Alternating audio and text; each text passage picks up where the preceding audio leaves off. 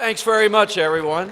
I see that without any introduction on our panel, Dick Morris is already moving here and staking out his position. He means business. On the extreme left. On the extreme left. Stole my line. I was going to go there. I don't know where we put these other people, where they come out politically, because I think they're mostly independent. We have a great panel today, though, and my job is just to facilitate them and not say too much, which will be difficult. Dick Morris now at Talk Radio 1210, as you may or may not know. He said he's a radio man now. A lady said to him today, "Now I know what you look like." All those Fox appearances, all the rest of it, now he's a full-fledged radio guy. Also joining us today on our panel, two more of the CBS family, the main anchors at CBS 3, Chris May and Jessica Dean, joining us. You guys can sit wherever you wish. We'll take up both sides. Oh, we'll take up this side. All right, this is a CBS heavy side. We're also on the left. On the left. On the audience's right. On the audience's right, though. We'll put that out there. All right. Also joining us from Fox 29, Mike Jarek. Mike Jarek.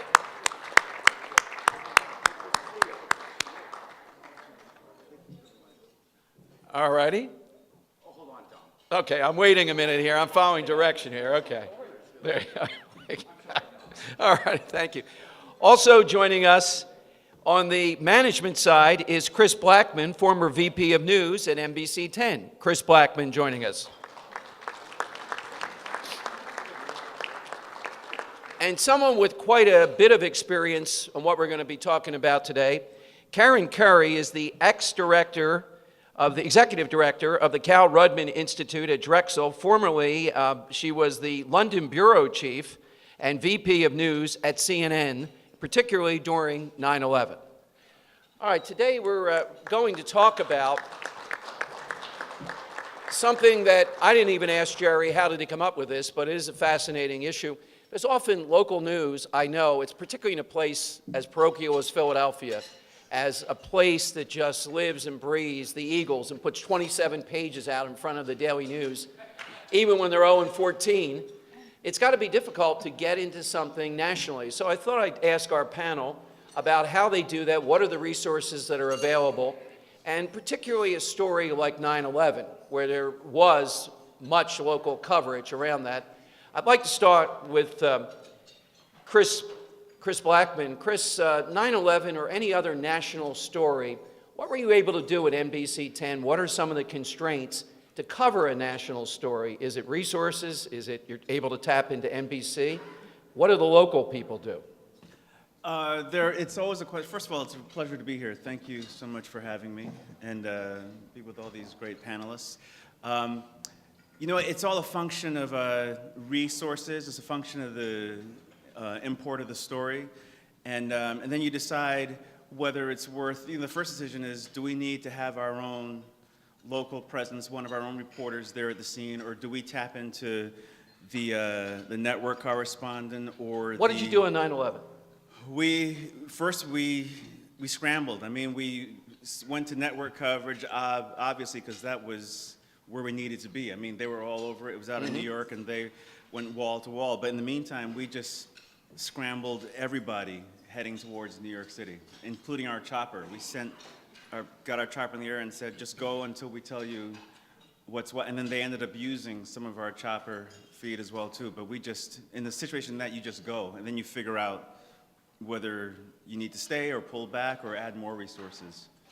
Chris, I don't remember if you were in town on 9/11. I don't think so. But wherever you were, or if you were at CBS 3, what do you think can be done in a situation like that? And I know that CBS 3, because I work with you guys in this, tries to personalize it after the initial hit, and particularly with New York, the rescue effort, connection to Philadelphia, we were that close. Is that the best strategy that you've seen for local TV with something like that? Well, I think it is. I actually was not in Philadelphia at the time. I was in Boston, which had, I think, a very unique connection to what happened on 9/11 because two of the planes, in fact, the two planes that hit the World Trade Center, originated from Logan Airport in Boston. So what we realized there pretty quickly was that not only had we kind of experienced this national disaster in what happened in the three places on 9/11, but that Boston and the Boston area had experienced a disaster in many ways, because literally hundreds of families had lost someone who was on one of those two planes that had crashed into the building. So my station at the time, I was at the NBC station there, WHDH. We scrambled at least 4 reporters to New York as quickly as we could. We tried to get them over the bridges and into Manhattan. Before the bridges closed, we literally had crews that spent weeks on the ground in New York and in Lower Manhattan. And then there was a lot of work for us to do in Boston because of how close that disaster hit to home. But I do think, that they say that in politics, all politics is local. In local news, I think that's also true, that there's nothing better than a local perspective on a story. I think when people watch you, they watch your reporters night after night after night, to be able to see those familiar faces telling these stories, no matter where they are, whether it's New York and 9/11 or Aurora and the theater shooting, I think it brings added value to them to be able to see that person that they know on the scene. Mike, the thing I would ask you is, though, on a daily basis now, let's remove from 9/11, you can comment on that. I don't know if you were working. Well, network yeah, I was. then. I was on the air. You were in New York Good Day, then. Philadelphia, before I went to New York for 9 years. Back in my first stint here. The juxtaposition, too, because we were giving away Earth, Wind, and Fire tickets when the producer got in my ear and said, uh-oh, something's happened in New York. And in two, they punch up the shot. Right. And it's the first hole in the first tower. And they thought it was a small plane. You go, that's no small plane, my goodness. Right. So when the second plane hit, just like Chris said, we sent everybody. You're not thinking it through real clearly. Just send everybody. But we did think this. There are a lot of people who live in Philadelphia in the Delaware Valley who work in those towers and commute up on Amtrak or New Jersey Transit every day. So we had that in the back of our mind, too. But what Chris was saying, that was interesting what he said. There's a national story. Why do we send 200 people to cover the same story? And I think he may be right. You feel comfortable saying, oh, I know Chris May. I watch him on CBS. Right. Oh, he can relate the story to me, but because you don't need 200 people to report the same story. Is that what you're thinking, Chris? No, absolutely. I agree with that. And, as, Chris mentioned, how we judge this really is by, A, the resources that are available, B, the import of the story. As resources have become more and more scarce, we have learned at CBS, I think, to really maximize the synergy among the stations in our broadcast group. So whereas maybe 15 years ago, if you took a story like the Columbine shooting in Littleton, maybe CBS 3 then had the resources to send a crew or 2 crews Not out to cover anymore. that. Now we're going to be relying on CBS Denver to bring us that coverage. And I think there is an advantage to having your people there, but there's also, I think, more and more, fewer and fewer resources available on the local level, but maybe more resources available on a company-wide level to kind of get you the coverage you need. Chris, I wanted to follow up, though, on a daily basis. I'm going to give the other panelists a 9/11, what they think about that. Criticism sometimes listeners have is, local news, you guys don't want to do anything national.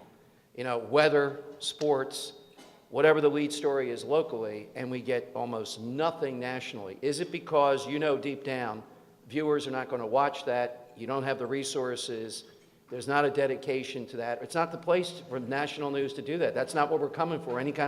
How much would be in a daily newscast when you were doing it there of national news? I'm guessing at 11 o'clock, 30 seconds, if that.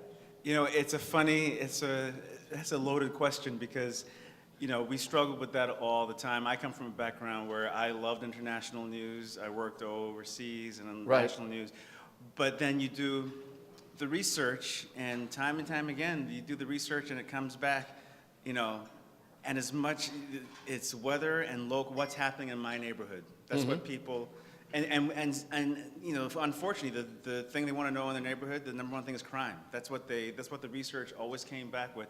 So you have to balance that with a need to know. And I think that it's changed since I got into the business and I think what's changed it is social media, where everything is so instant and you can get access to so much information whenever you want it. You really need to rethink your strategy for how you cover news, because you realize that your viewers, they don't really need you anymore. I mean, Exactly. that's the bottom. I mean, Let's no one- not get that out too much. They need to be listening to radio. They really don't. Dick Morris, national, you do as many national stories and as well because of your contacts, your persona, et cetera, as anybody in talk radio, but you're a local host in Philadelphia. So how do you determine, what are you doing this afternoon, for example? This afternoon, I don't think I have any local stories. I'm mainly focused on Benghazi and the NSA. But let me go back to your last question about 9/11. I had a unique mission on 9/11. I'm a New Yorker. I grew up there and just moved to Philly last year. Love it, by the way. Love it. Just love it. You have to go through New York City to understand how great Philly is. The restaurant Yeah, tours you sort love of have you to too. do. That's right. You have to do your time up there, and then you get to understand Philly. But I was one of the few people at Fox News that was a New Yorker. So Shep Smith was doing our anchor coverage during 9/11, and I heard him say, "There were some who were linking today's attack on the terror trial going on at Foley Square, right across the street from the World Trade Center." Now, Shep is from Tupelo, Mississippi. So I'd take him aside and say, "It's a mile away, Shep," and go through that, which was funny. The tough thing that I found on 9/11 was, how do you segue from a news story to a political story? How do you segue from 3,000, at that time we thought 10,000, dead people, to how did it happen, why didn't we catch it, and so on. And I had worked very hard in the Clinton White House on terrorism issues and was very, very critical of Jamie Gorelick's policies that I believe caused 9/11, allowed it to happen, to separate criminal prosecution from intelligence gathering. So we had the 20th hijacker in custody. We had his computer. We just couldn't turn it on. And if we turned it on, we would have the wire transfer information and the last address of all 19 of the hijackers. And we could have stopped 9/11 because of that woman's policies. We didn't do it. So how do you segue from a story where you're all focused on the disaster to the political part of it?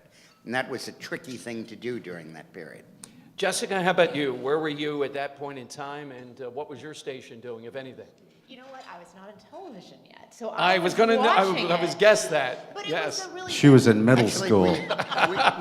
were you born yet? She was at recess in middle school. Well, we got to I'm coincide so that day. old. Wait a minute, were you in high school at least at that I point? was, yeah. Okay, all right. Freshman? A little older than that. Okay. But it was a moment, I think, you can liken it to another generation's assassination of President Kennedy, because for me, it was a collective viewing experience. And I think at that moment, I realized the power of television. And I think there's so many times we hear people proclaiming the death of television and the internet and TV, and all the viewers are going away. And I think that those moments, look at the Boston Marathon bomber and all the coverage last spring, people come together and it's a collective experience, and we're all scared and mad and terrified all at the same time. And I think that that's when we can do some of our best work as well. And it's when we're called upon to really do good work. And so that is great. I do think, going back to what Chris said, it is about a connection, because from the station I came from before this, they did solely local news. They did absolutely 0 minutes of national news unless it was something of that And caliber. news directors were told, you just don't do it. They were told, do not do it. It was a top-down decision, and there was Was none. there a close call, and I was going to ask this, and then we'll ask Karen her perspective. It's interesting to me, 9/11, you got to go to it. I can't imagine Right. Chris Black Exactly. or anybody else No, saying, you can't not. Right. Aurora's shooting, you got to go to it, something like that. But have you guys seen a close call where it was a news director pacing back and forth? Because there's a bias, national news is not what we want, but this is one that you go to. I think absolutely, and there are a lot of times when, as a network, you're given the opportunity to take the network feed if perhaps the president is speaking. Right.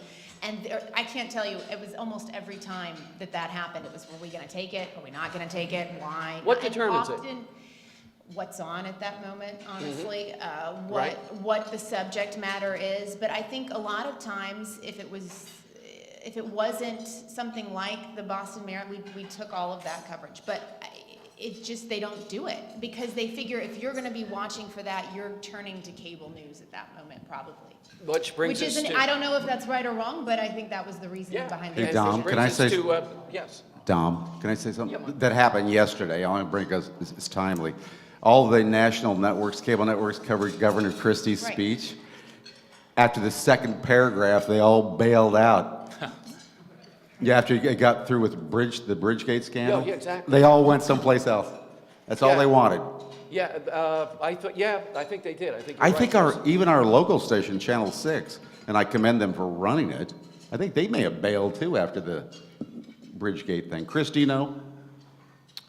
I didn't see Jessica? what they were doing, but yeah, I can imagine that there wasn't a huge appetite at For taxation? 3:15 in the afternoon Right. to hear about, property tax levels True. in New Jersey or whether the school year should be extended. Don't get me wrong, I mean, I think it's important and valuable, but, do our executives want to, trade out our programming for that? No.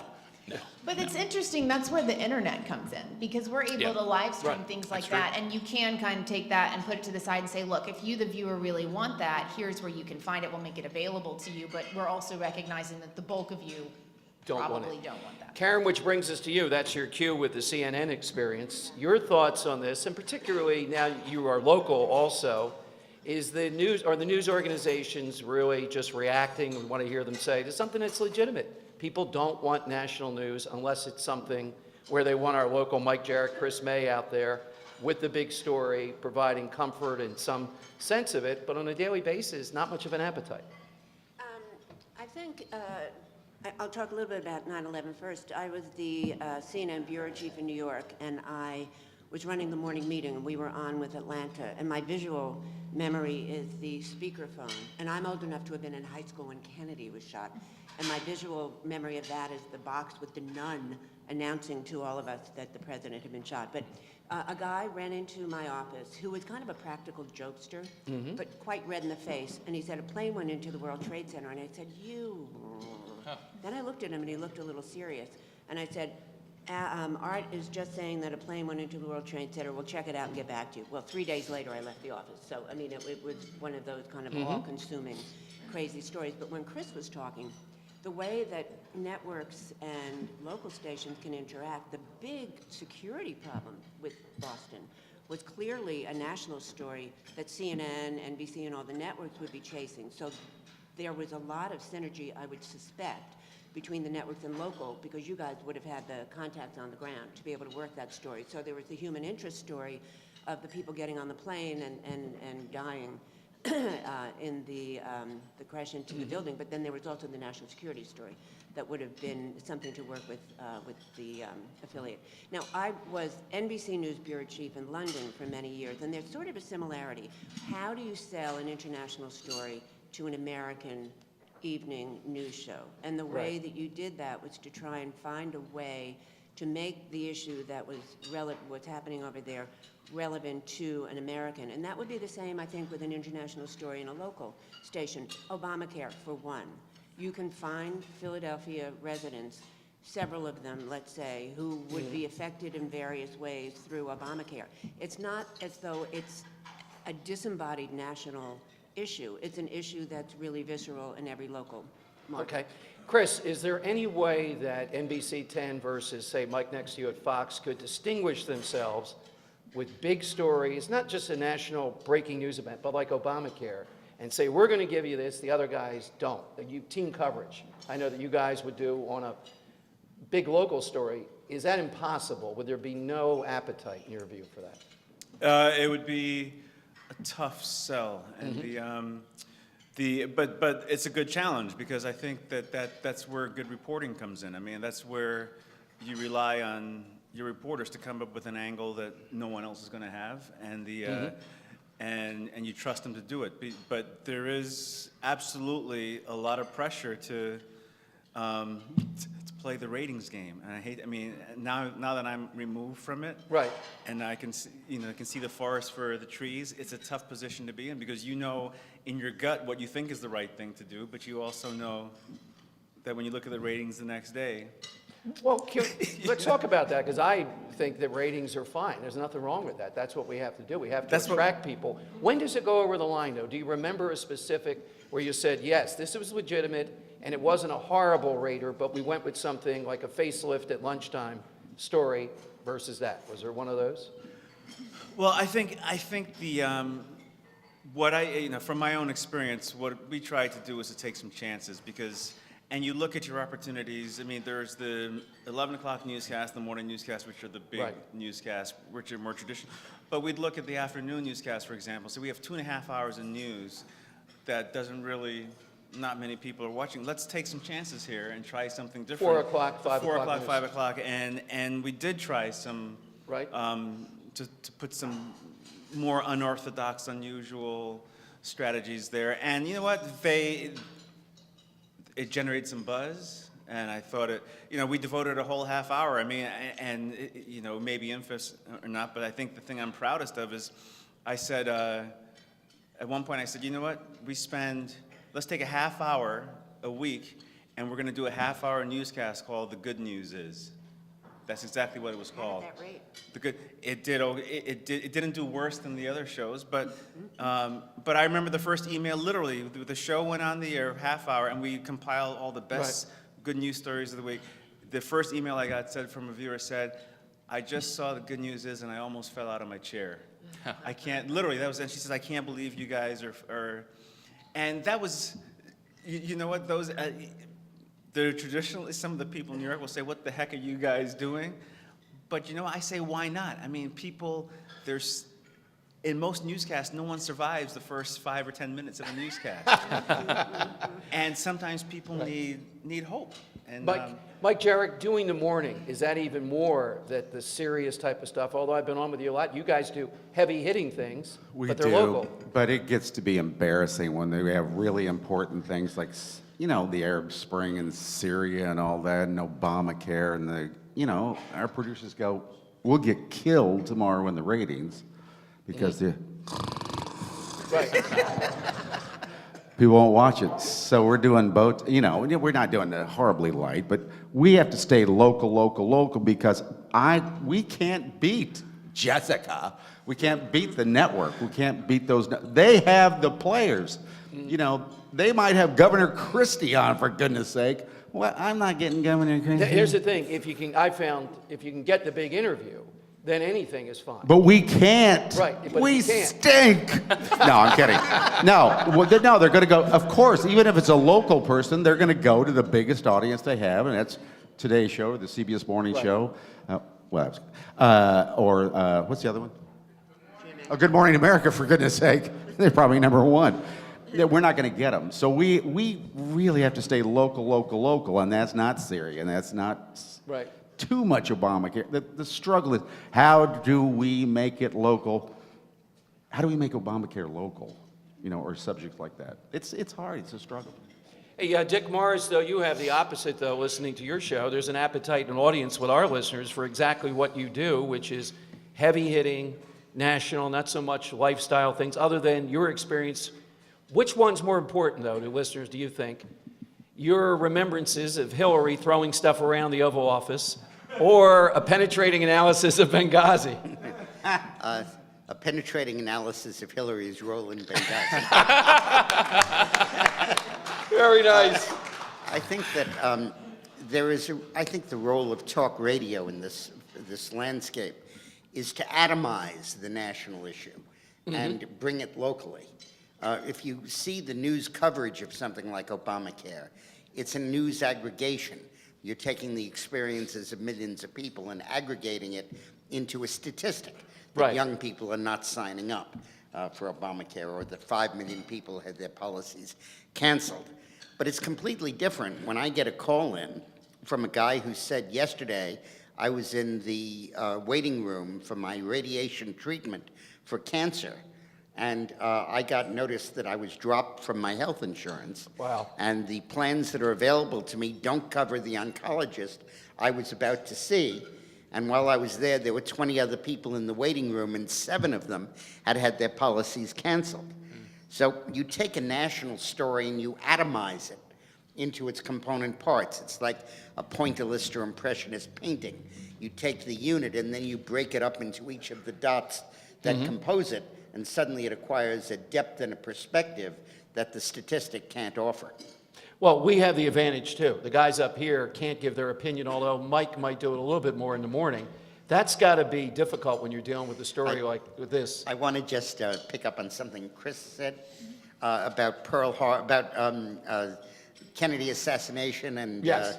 and 9/11. I was invited to a forum at my alma mater, Stuyvesant High School in New York, that is in the shadow of the World Trade Center. Had the Trade Center fallen south as opposed to north, it would have buried this high school and killed 2,000 kids that day. And I was appearing on a panel with Bayard Rustin, who was a class of 1942, and me, class of 64. That's 1960. And a young lady, Asian, who is the head of the student body right now at Stuyvesant. And we were comparing, and I said this was like the Kennedy assassination that was in my senior year, which was in her senior year. And then Rustin said, well, Pearl Harbor was in my senior year.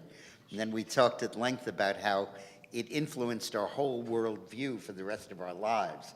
Such a fascinating juxtaposition there. Let's ask Chris and Jessica, do you guys go to your news directors? Does this help you, your local credentials, say when Haiti happened, Chris, to say, I'm going to Haiti and I'm going to bring something from there? Does it give a certain gravitas, because we know the national guys, that's what they do. You have to have been to I'm headed to Israel, for example, and listeners like that as their guy there, and it gives you something to talk about, some texture when these stories come up. So Jessica, is there a place that you'd be itching to go to do a special on it or to do some things around it that might be effective? Well, it's interesting. When the BP oil spill happened, we had a ton of people that lived, I was in Arkansas at the time in Little Rock, and that's where it's like going to the shore, right? It's where everybody goes. And this had been going on for weeks and weeks and weeks, and I was begging to go because it does, it matters. And I have to tell you, I got there, I started tweeting photos, and people, I've never gotten such response from people asking, well, what about this? Well, what about that? Well, will you really tell us what's happening? And I do think that there's something, we know that the national people are doing a wonderful, great job and they're authentic.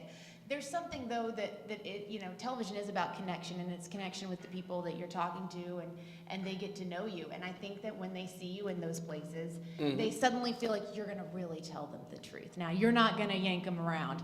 And that's a great thing. You want that's what they should feel. They should feel that way. But it really drove home to me how important it is to do that sort of thing. And I think whenever you can do that, it matters. And you can't always, but people do, and I think they remember that. I mean, people would talk to me about that for years afterward. And, I know that we went to Rome when the Pope was elected, I guess it would be last spring. Let's talk about that. Now, Yeah. that's obviously because of the Catholic And that's a big presence demographic here, of this. right. And it's less now, but when I was started in talk radio, you used to have to change your name. And the guy said to me, Dominic Giordano in Philadelphia, you got to be kidding me, you're going to change your name? You got to be nuts. So that would be a good example of where we get the sense that people care about this nationally, particularly with this Pope, I would think.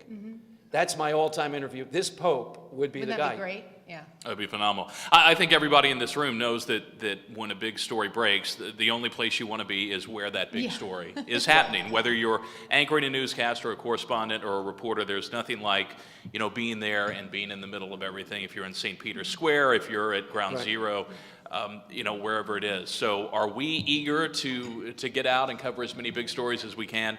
Absolutely. There are responsibilities that we have in anchoring 4 or more newscasts each day that might limit our ability to do that. But I think that our executives are just as eager to get us out into big stories as we are to get there and cover them ourselves. And Mike, did you do any of that? Now, I know in the national level, they'll anchor the news from a particular place, but they'll have somebody else back at the desk doing it. Have you ever done anything like that? They never let me leave. No, it's weird because I wanted to go a lot of times too, but they have this thing. Well, I understand what it is. They want Chanel and I to always be there for the viewer Right. for the majority of the time, so we send someone else. Yeah, and I would imagine the same thing with Chris and Jessica. They want their people to be there the majority of the time, because you don't want people to turn away. Right. And if there's somebody else that's not the familiar face. Yeah. As- It's Despite different- what you're doing. And we don't have the budget or anything like that. You know, Brian Williams, something happens, he's on a private jet and flies down there. Right. And Anderson Cooper, I can't believe Anderson Cooper has enough money to buy a $1.4 million painting. It's an outrage. God, I You probably just- would buy one too, but you don't want I to need an tell agent. people. Well, he's the son of Well, he's a Gloria Vanderbilt, Vanderbilt. That too. doesn't, Yeah. All that right. doesn't hurt the, Jared, is there any mechanism, people might have questions themselves of any of the panelists, and I'd like to go to that right now. Yeah, Dick? Just one interesting thought. You're saying local news, and by that, of course, you mean Philadelphia news. But there's also this state called Pennsylvania. And I have noticed a dramatic difference in my career between states where the state capital is the major city and states where it's not.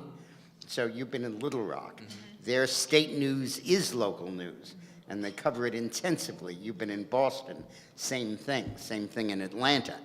But here, where the hell is Harrisburg? And I'm amazed at the dearth of coverage of anything related to state. New York, where it's Albany, here Right. where it's Harrisburg, California, where Right. it's Sacramento. You might as well be covering stories on the moon. I would ask the guys up here the reason for that, though, because Channel 6 used to have a bureau there. There's a lot of big stories. The state budget, Dick, is 20 billion plus. You have a governor who's the weakest incumbent in the country, in Corbett. You have liquor privatization bills, the transportation bill. I mean, these are big stories that people hear. No urge to have somebody there at CBS 3 to... I think there's an urge, but if you look at the that- reality is of that the costly? situation, well, it is. We once had a Lehigh Valley bureau, we had a Right. Bucks County bureau, we had a South Jersey bureau, and now we have one reporter who's dedicated to New Jersey, and that's really about it. We would love to be in Harrisburg every day, but You're the I only think that one. just the They the would limits love on to our be in resources. Harrisburg. Well, I would not personally Dick, love he to be didn't there. say he wanted to be. But I mean, to Dick's We would love point, to have that presence, It's though, very yes. hard to talk about Libby or something like that when we can't even talk about Harrisburg. Right. That the resources or the demand is there. There are Mike, two how about words. Fox? There are two words I haven't said in over a month. Governor Corbett. Seriously. Yeah. I mean, listen, Chris and Jessica and I are sharing a helicopter. That's how bad things are. I mean, the budgets are totally, I mean, the money's low. Channel 10 has their own helicopter Mike, give now. people here a cost, though. How costly could it be to have one person in Harrisburg? What's the dramatic cost? How huge is that? Well, I think the cost is not worth the boredom that they would have to cover. Oh, we No, differ for on our that. viewers. I mean, I differ it's with you on horrible that to one. say, because you're a political guy. Yeah, okay, maybe you think, but there's scandals there, Oh, there's yeah. stories there, there's a lot of money there. Yeah, whole Kathleen. Have you King, noticed they Governor Corbett. control our Kathleen King. liquor supply? I have noticed that. All right, we had people that had a question. You were first, sir. Tom Giordano, I used to listen to you until I moved down to South Jersey. I hope I don't get in trouble. We'll get a better radio, but go ahead. I've been talking down there in the name of Harry Hurley. Am I allowed to say that? Because Absolutely, we're buddies, right over my table over there, sure. anyway, I'm interested, like most people, to find the truth in Right. broadcasting, whether it's TV, radio, whatever. Right. And I find, compared to years ago, I understand you got objective news without the flowering of it, you understand? And I find that as humans, we want entertainment and news to bring in more bucks. But I find that I'm caught in the middle and trying to get the objective news, I'm finding a lot of spin, even whether it's Bill O'Reilly or CNBC. And Right. I think we should make an effort to come together in the center and try to get the objective news rather than run into The hell we should. Benghazi. Now, The hell we should. The days where we have Papa telling us what happened, what the news is, Walter Cronkite, are way past. We know that news is an opinion about events. CNN, for example, is based on the concept of news. Fox News is based on opinion. Fox News has 4 times the ratings. People understand that history and current affairs are opinions about events. And if you want the truth, listen to CNN, MSNBC, and Fox News and average them. With Karen here. Decide for yourself. Before I take another question, with Karen Carey here about CNN, your thoughts on CNN having such trouble right now that I guess they were mocked recently, Karen, that they're going to be the whale channel. That's what Bill Wales, that's what Fox News said about them. That CNN is still the go-to, Boston bombing, whatever, the ratings surge. But other than something like that, they're in trouble. Any sense of? I mean, that was the case, I got there in 1999, and that was the case then, because when there's breaking news, you go there, but otherwise, people gravitate to, I believe, what reinforces their worldview very often. So Fox, hugely successful. MSNBC went in its direction, and for a while became hugely successful, had suffered, but primetime looks as though it's picking up a little bit now. And then CNN really started to fall way, way down in the ratings. I don't know what I would do if I were CNN to figure that out. The problem now is that with all the other outlets there during breaking news, they're not going to capitalize, they're not going to have the kinds of Right, the audiences they numbers used to they had have before. anymore. Hey, Karen, you know what's fun? Fox has 4 times the ratings CNN does. CNN has higher ad rates. Yes. Because the establishment wants to advertise on CNN They think and the doesn't want to be demographic- caught dead advertising on Fox. And if you listen, I mean, I'm not an expert on this stuff, but the number of humans who tune into CNN is actually pretty respectable, but they don't stay. And so it's that stickability that they want. They want people to stay longer so they stay through the commercials. And that's been a problem for CNN for a very long time. Right. We made a decision 5 years ago to never show the towers fall again. Oh, yeah. think most- I Let think me most- ask you, That's Mike, enough. why do Yeah. that, though? Don't you think it's necessary? seen I it would show enough. it again and again and again. You know, I'm not sure why. How about younger people that just, Well, Was that's it the true. decision not to show them falling or not to show the planes going in? Both. Both. Oh, because I Chris, know you the agree with plane- that? Did you Yeah, guys? you know, I think that it depends on how you treat it. If you use it gratuitously, Right. if you use it as wallpaper and teases and just to show it, I think there's no Right. good cause for that. I think if you use it in the context of a specific story you're saying and you give people ample warning, Right. then I think there could be, there could be a reason to show it. But I think in general, I agree. I think that the moratorium on showing the buildings falling and the planes colliding, I think that Oh, makes man, sense. I don't agree with that at all. I think we should show it, and I think we should show it front and center, particularly on 9/11. I didn't say we shouldn't show I it. think I the rest- I think did the- not say we shouldn't show it. I said we should show it in context. I think the I rest said of the we shouldn't country- show it as wallpaper. I think so much of the country has forgotten that this happened or pretended it never happened. And when you look at the coverage of the NSA scandal, everybody is kind of, I mean, I'm down on the NSA too, but everybody kind of forgets that, yeah, we were attacked and 3,000 people died. Put that in perspective, that's more than all of our losses in Iraq combined. And I think that, God, you can't show that enough. It's like concentration camp footage. disagree. I think that's You've got to wrong. show that Oh, because give- you got to Chris, bring that current. Give Chris a chance. Go ahead, Chris. No, I mean, I understand the point he's making, but I think that it's all in context. I think you don't show it for the sake of showing it, which a lot of people would do.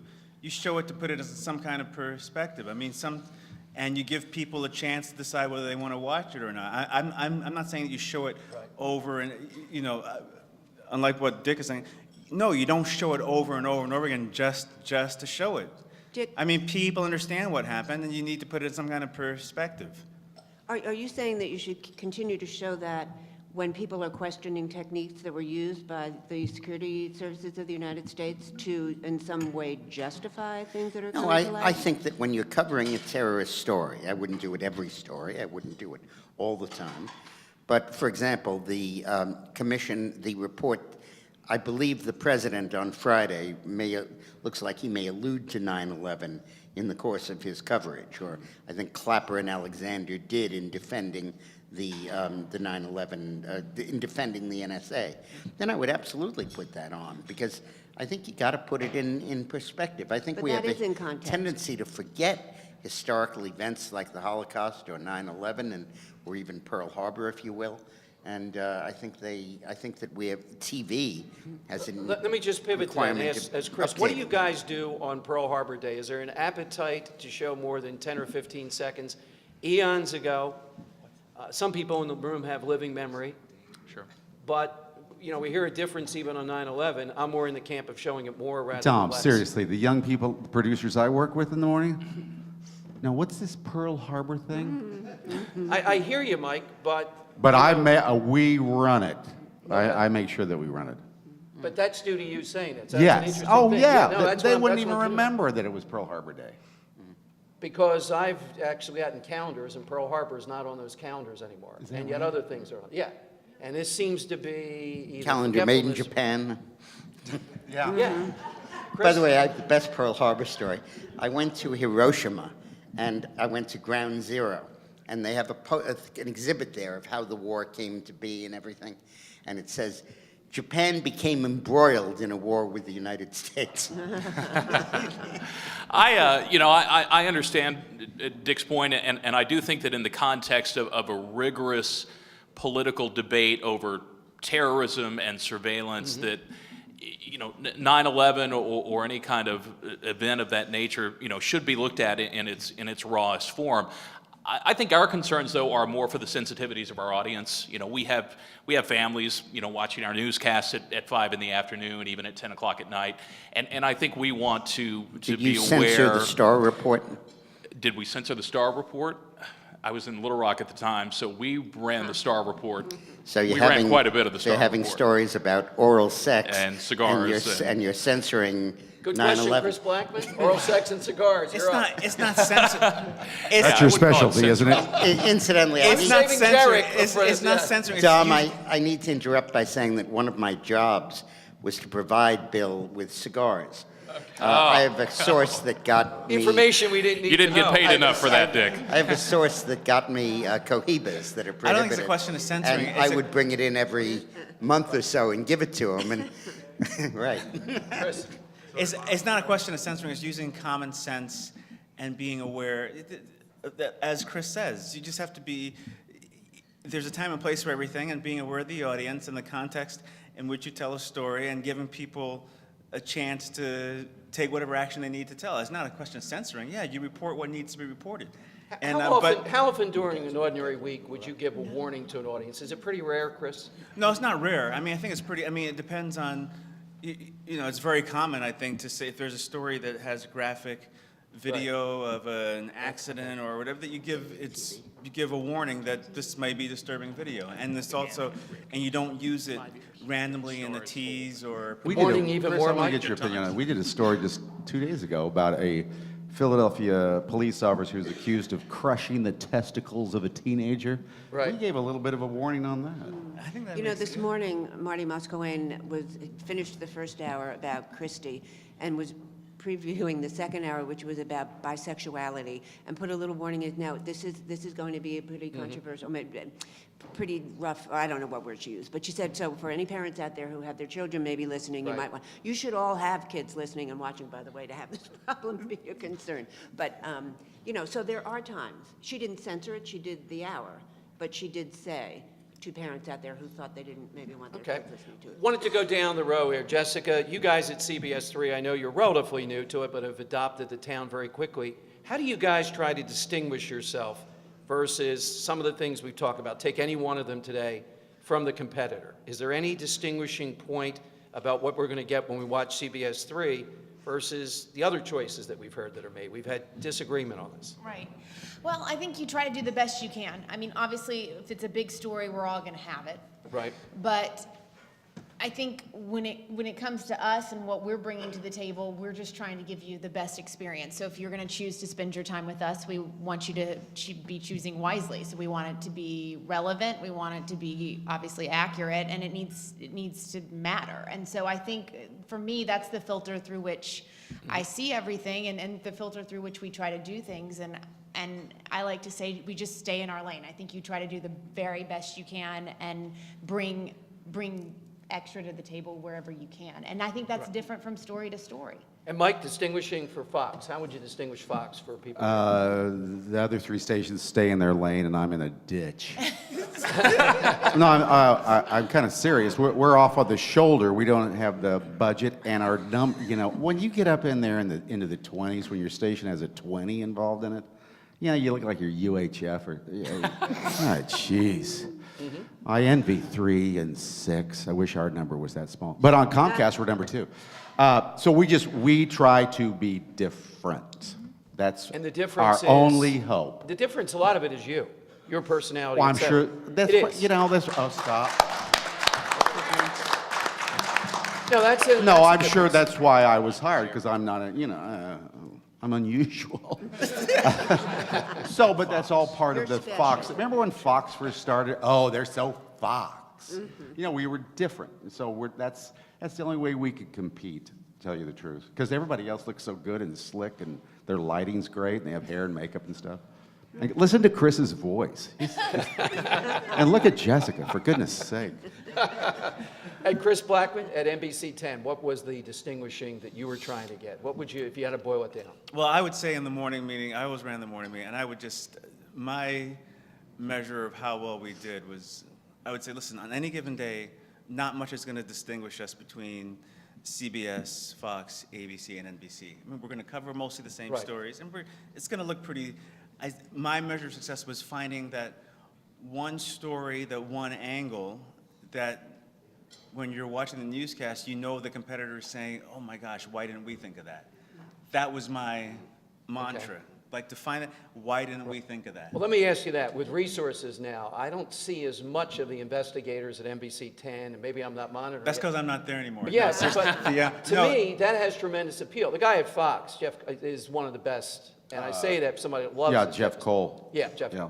Yeah. What, is there? No, I think investigative reporting is one of the most important ways. Do people to- like that, though? Does it result If it's in good more investigative viewers? reporting, people watch it and they love it and it's compelling. If it's good, I think there's a lot around the country that passes, they stamp it as investigative reporting and it's really not. But I think if it's really well thought out, good investigative reporting, it cuts through and it makes a difference. But the challenge for a news executive is to give people the time and resources. I mean, I would tell people, I don't care if you're on the air today. I say, I don't care if you're on the air next week. But if you think you've got something when it's ready, it better be good. Dick, that's one of your marks, too. A couple of things I think I'm as well-read as anybody, but I tip a hat to you that you picked up, for example, that Obamacare has student loan money that goes to that. I didn't see that. I wouldn't have known that. I didn't hear anybody else in talk radio talking about that. How do you do? I know that's what Well, you're looking for. You what have I'm- contacts, too, that tell you these things. Yeah, what I'm trying, I'm feeling my way on this show because I'm just started on April 15th, so it takes 9 months to do a lot of things. and I think I'm ready to be born. But, and it takes a while to get into it. But what I'm trying to do is I think that conservative talk radio is too sloganeering, too much focused on repeating the same thing and on the shock value and rhetoric. And I don't think there's enough factual underpinning of it. So what I try to do is to try to bring the excitement and the punchiness of Rush with the detail of NPR. So for example, this afternoon from about 4:30 to 5, I'm going to take this issue of income inequality and explain how Obama's causing it, how his policies are actually fueling income inequality, both by making the poor poorer and the rich richer. And I'm really going to get into that. And I'm going to use the fact that because I work for the president, and when you work for Clinton, you have to know everything, because he does, you kind of acquire a bit of a background there that perhaps permits me to share that. And I find that NPR does that, but it reaches the wrong damn conclusion. In our view, yes. And I'd like to do it reaching what I can think is the correct conclusion. Chris May, final words, anything we talked about today? We have a minute or two left before I know Dick has to get back, and I think most folks do. Well, I would just say quickly to Chris, I remember the good news experiment, the half hour you did, and I thought it was an incredibly courageous thing to do.